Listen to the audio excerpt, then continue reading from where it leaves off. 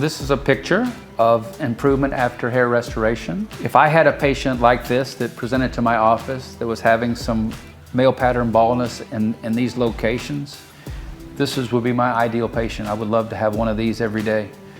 This is a patient that can easily be taken care of with about 1,500 grafts. Takes about maybe 6 hours, and really give that nice youthful look up in this area. He's got nice density, super beautiful result. Makes him look 15 years younger just by doing that. Pretty amazing that a small procedure can have such a big impact.